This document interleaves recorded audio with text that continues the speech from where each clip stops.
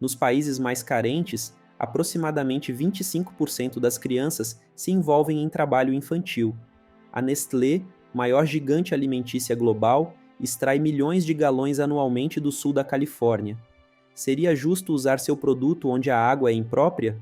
Eles extraem água ilegitimamente, exploram servos endividados na Ásia e usam trabalho infantil escravo na África, tentando se apropriar de água de locais como Brasil e Flint, Michigan. No cenário das corporações negligenciando saúde e segurança humana, a Nestlé destaca-se. Como a maior empresa de alimentos e bebidas, possui mais de 2.000 marcas, abrangendo chocolate, café, comida para bebês e água. Compras sem produtos da Nestlé seriam desafiadoras. Contudo, a empresa enfrenta acusações sérias, como escravidão infantil, morte de bebês, exploração no Nepal e negação do direito humano à água. A Nestlé é envolvida em inúmeros escândalos. Como escapam impunes? Este vídeo explora o lado sombrio da Nestlé, revelando os bastidores de uma das empresas mais controversas. Para compreender a saga da Nestlé, voltaremos ao homem que iniciou tudo. Tudo começou em 1814, quando Henry Nestlé nasceu em Frankfurt, sendo o 11º de 14 filhos em uma família de fabricantes de vidro. Apesar da tradição familiar em trabalhar com vidro, Henry optou por seguir a carreira farmacêutica, gerando conflito com seu pai. Determinado, aos 15 anos, iniciou como aprendiz de farmacêutico na Alemanha e depois mudou-se para a Suíça, onde se envolveu em experimentos químicos e na elaboração de medicamentos. Embora tenha tentado várias empreitadas, como produção de licores, vinagres, rum, limonada e fertilizantes, nenhum negócio decolou. Somente após os 50 anos, sua grande oportunidade surgiu ao ler sobre a alta mortalidade infantil, devido a dificuldades na amamentação. Percebendo a necessidade, Henry se dedicou a encontrar uma alternativa artificial ao leite materno para salvar vidas de bebês.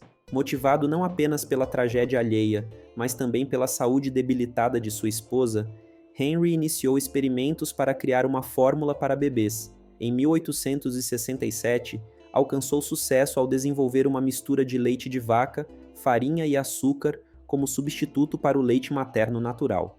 Assim, fundou a Nestlé para comercializar a inovadora fórmula, marcando o início de uma das maiores corporações do mundo, com sede em Vevey, Suíça, onde permanece até hoje. Assim, a Nestlé começou com Henry, um homem humilde, criando um salvador de vidas para bebês não amamentados. No entanto, a história não é um conto de sucesso, mas um filme de terror. A Ola Comida para Bebês iniciou a dominação da Nestlé e, ironicamente, desencadeou um escândalo global. No início, a nova fórmula de Henry para bebês foi um sucesso estrondoso. Com pedidos chegando rapidamente, ele teve que abrir uma fábrica para atender a demanda.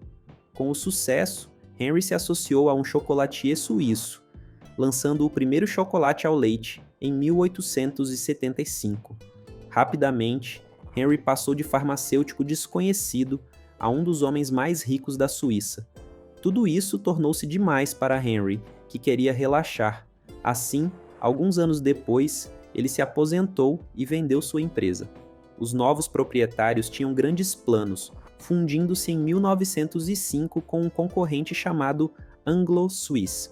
Tornaram-se o grupo Nestlé, dominando o mercado e expandindo suas linhas de produtos. Na década de 1920, a Nestlé criou novos chocolates e bebidas. Até 1938, lançaram o primeiro café de mercado em massa, aproveitando o café instantâneo durante a Segunda Guerra Mundial. Além disso, adquiriam empresas potenciais ou concorrentes, expandindo sua lista de produtos e aumentando sua riqueza e poder ao longo dos anos. Infelizmente, a situação não satisfazia, e nos bastidores tramava-se um plano. Um plano que prometia lucros milionários, embora arriscasse milhões de vidas. Quando Henry Nestlé criou sua fórmula infantil em 1867, visava auxiliar mães que não podiam amamentar. Contudo, jamais pensou em substituir o leite materno completamente. Estudos indicam que o leite materno natural é mais saudável que qualquer fórmula, recomendado por diversas organizações. Por volta dos anos 1970, a Nestlé, percebendo um declínio nas vendas da fórmula infantil, ficou ávida por mais. a empresa ponderou por que não vender a fórmula para todas as mães, não apenas aquelas que realmente precisavam. A fórmula, apesar de outros produtos, era uma das maiores fontes de receita devido às margens de lucro altas. Imaginaram o potencial de expansão ao comercializar para todas as mães. Iniciaram então uma campanha desmerecendo o leite materno e promovendo agressivamente sua fórmula como superior, manipulando mães para acreditarem que era essencial. Alegavam que seria melhor para a criança quando evidências provavam o contrário. A fórmula carente de nutrientes essenciais era inferior ao leite natural, comprometendo a saúde dos bebês. Ao persuadir mães a abandonar a amamentação sem necessidade, a Nestlé expôs bebês a maior risco de infecção e desnutrição. Para validar tal informação, a empresa subornou médicos e hospitais que promoviam sua fórmula, sugerindo ser superior à amamentação. Esse esquema foi ampliado na África e Ásia, onde vendedoras, disfarçadas de enfermeiras, convenciam mães a trocar o leite materno pela fórmula da Nestlé. Com comissões por venda, essas vendedoras adotavam uma abordagem agressiva, muitas vezes invadindo maternidades ou visitando casas sem aviso. A situação se agravava, pois a Nestlé contratava essas falsas enfermeiras para distribuir amostras gratuitas, mas em quantidades insuficientes. Quando as amostras acabavam, as mães eram forçadas a comprar a fórmula cara para manter seus filhos saudáveis, uma estratégia lucrativa para a empresa. O impacto foi devastador, especialmente em nações em desenvolvimento, onde mulheres, desprovidas de educação suficiente, confiavam nas falsas informações. Milhões de bebês enfrentaram consequências fatais ou deficiências graves em nutrientes essenciais, destacando-se nos países do terceiro mundo com acesso limitado à água limpa. A fórmula infantil necessitava ser misturada com água, tornando-se um problema crítico em regiões onde a água era escassa. A negligência da Nestlé causou um número significativo de mortes e danos à saúde, evidenciando a ganância desmedida em detrimento da vida das crianças. A fórmula, misturada com água contaminada, adoecia bebês, piorando quando mães, sem poder comprar, diluíam mais, levando à desnutrição. As instruções em inglês dificultavam, e muitas não percebiam a necessidade de ferver a água. A Nestlé, por muito tempo, ignorou o problema, escapando impune. Em 1974, o assassino de bebês denunciou as consequências, criando um escândalo internacional. A Nestlé, envolvida em criar necessidades, enfrentou boicotes, mas permaneceu em silêncio. Em 1978, executivos foram chamados a depor nos Estados Unidos sobre o impacto da fórmula. Novas regulamentações proibiram comparações em anúncios, mas em áreas menos regulamentadas, a Nestlé intensificou sua estratégia. Nos Estados Unidos, tentaram mudar a imagem com anúncios bizarros, enquanto em 2018, a Save the Children alertou sobre riscos à saúde de crianças devido às táticas agressivas. Mesmo com sérios problemas causados por suas táticas, os passados sombrios da Nestlé estão apenas começando a ser revelados. No Fórum Econômico Mundial, o CEO da Nestlé sugeriu que o acesso à água não era um direito humano básico. Após críticas, ele recuou, mas as ações da Nestlé revelam sua verdadeira postura. Em 2013, no Paquistão, a empresa desviou água limpa de vilarejos, engarrafando o ar e vendendo de volta a preços exorbitantes. O resultado foi que muitos foram forçados a beber água suja, pois não podiam pagar pela cara alternativa engarrafada. A estratégia da Nestlé se repete em diferentes partes do mundo. Nos Estados Unidos, durante uma seca na Califórnia, enquanto outras empresas ajustaram operações, a Nestlé continuou a bombear milhões de galões de água dos parques nacionais, esgotando os recursos hídricos do estado. Quando questionado, o CEO indicou que faria isso se pudesse lucrar mais.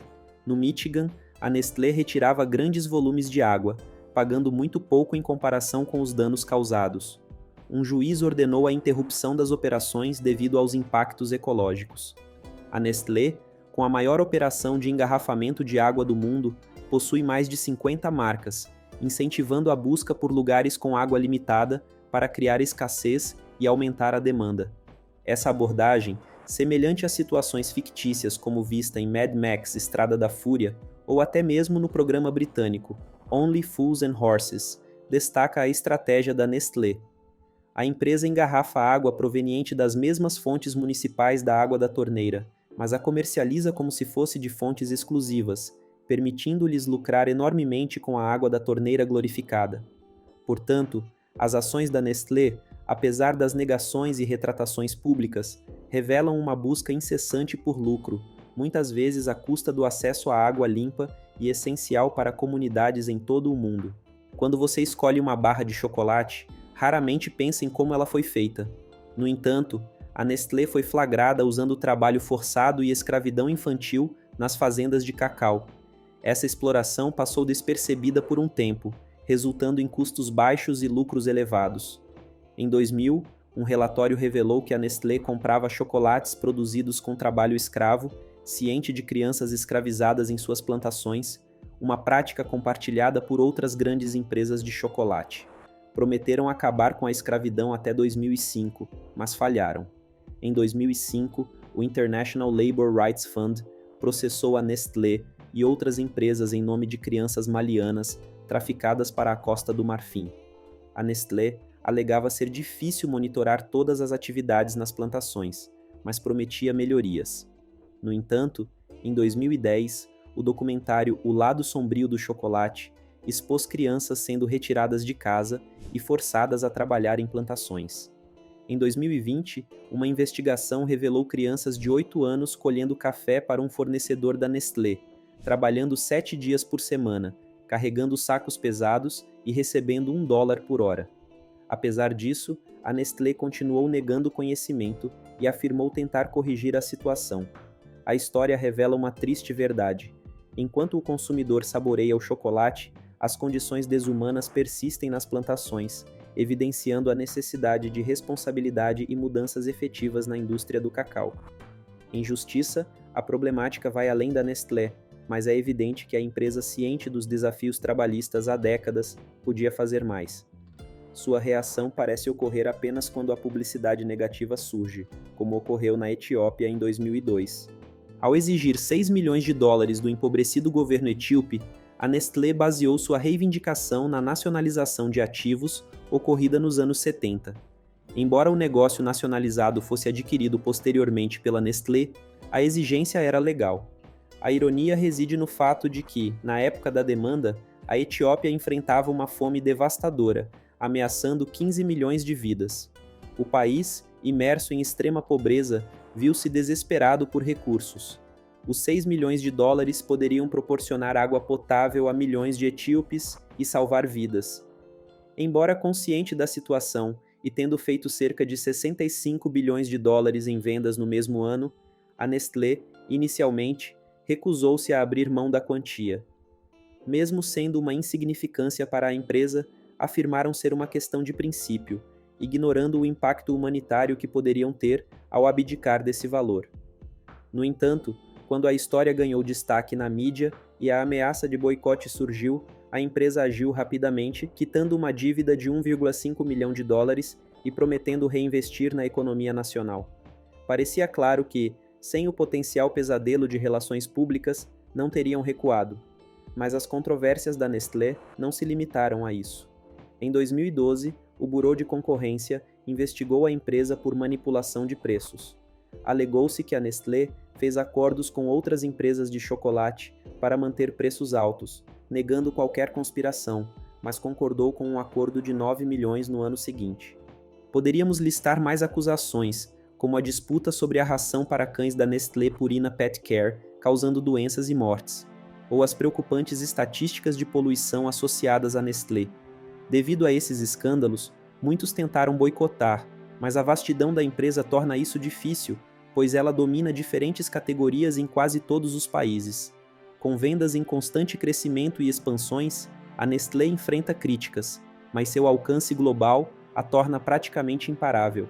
Há, sem dúvida, pessoas éticas trabalhando na empresa, mas a história de Henry Nestlé resolvendo um problema genuíno contrasta com os problemas subsequentes criados pelo modelo de negócios da Nestlé para vender soluções.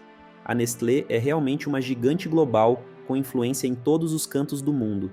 Agora, Conheça como a Ferrero transformou um doce desejo em uma jornada de sabor e excelência. Clique no vídeo que está passando na sua tela para explorar a doce história dos chocolates Ferrero. E não se esqueça de se inscrever no Clube dos Negócios para continuar acompanhando histórias fascinantes como essa, que revelam os bastidores das grandes marcas e empresas que moldam nosso mundo. Até o próximo vídeo.